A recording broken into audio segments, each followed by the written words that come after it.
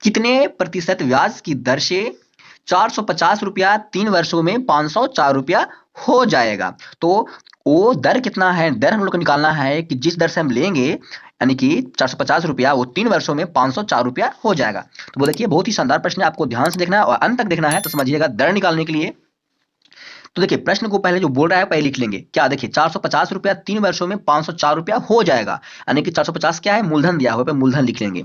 तो यहाँ पे मूलधन कितना हो जाएगा, मूलधन बराबर कितना हो जाएगा 450 रुपया। तो 450 यहाँ पे लिख लीजिए, 450 रुपया हो गया ना।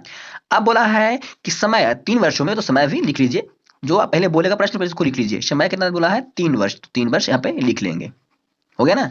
अब बोल रहा है देखिए कि 3 वर्षों में 504 रुपया हो जाएगा, यानी कि हो जाएगा, यानी मिश्रधन बोला है, वो मिश्रधन बोला है, मिश्रधन को लिख लेंगे। मिश्रधन कितना है, तो 504 रुपया है, 504 भी इसको लिख लेंगे, हो गया ना। अब देखिए इसमें आपको छूट रहा है एक क्या, ब्याज, साधारण ब्याज। तो साधारण ब्याज पहले निकलेंगे, इसीलिए क्या, साधारण ब्याज पहले निकाल लेते हैं, साधारण ब्याज।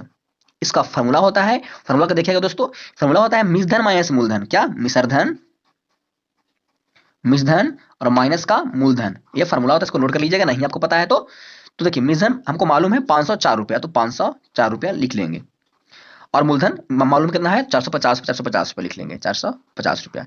दोनों को घटाएंगे तो यहाँ हो जाएगा 4, हाथ से लीजिएगा तो 10, 10 में से 5 5 नहीं 54 रुपया क्या आ गया, 4 रुपया क्या हमको ब्याज आ गया, 4 रुपया क्या साधारण ब्याज आ गया। हमको निकालना है क्या, दर निकालना है, ऊपर हेडिंग में देख रहे हैं दर निकालना।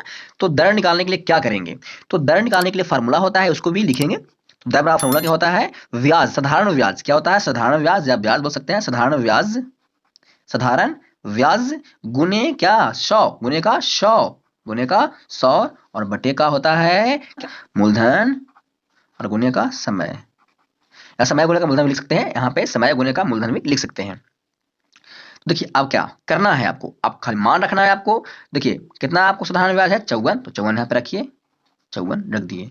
आपको गुना है, गुना लगाइए, फिर 100 है, 100 को लिखिए, और बट्टे का क्या है, मूलधन गुने का समय। तो मूलधन ऊपर आपको मालूम होगा 450 रुपया यहाँ भी है, 450 रुपया यहाँ भी है, दोनों में से कौन भी लिख सकते हैं, तो 450 रुपया लिख लेंगे। और गुणे का समय मालूम हमको है क्या, 3। देखिए यहाँ पे आपको थोड़ा सा ध्यान देना है, समय को एक साइड भी लिख सकते हैं, इधर मतलब कि आपको दोनों बटे लिख सकते हैं, नहीं समय गुणे का मूलधन या मूलधन गुणे का समय, इसमें कोई दिक्कत नहीं है। अब देखिए 0 से 0 काट दीजिए, कट गया ना। अब 9 से काटिए तो 9 छक्का 54 और 9 पंजा 45 होगा। अब 5 से काट दीजिए, 5 दूना का 10, 3 से काट दीजिए, 3 दूना का 6, हो गया ना। अब क्या बचा आपको, ऊपर 2 बचा, फिर लगाओ 2 बचा, यानी कि 4 बचा, यानी कि 4% क्या हो गया, इसका दर, यानी कि दर हो गया, इसका राइट, इसका आंसर हो गया।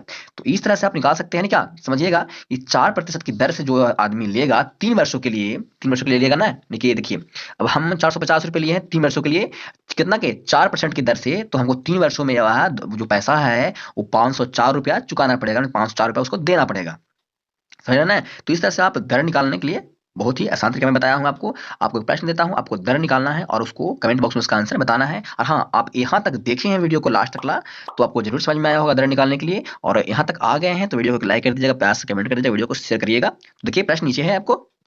हाँ दोस्तों, ये रहा प्रश्न आपको, देखिए तो मूलधन यहाँ पे 600 रुपया है और समय 3 वर्ष है, मिश्रधन आपको 744 रुपया है। तो इसका दर निकालिएगा, क्या इसका दर निकालना है, कि दर निकाल के बताना है कि इसका आंसर कितना दर आया। तो मिलते हैं नेक्स्ट वीडियो में नए वीडियो के साथ।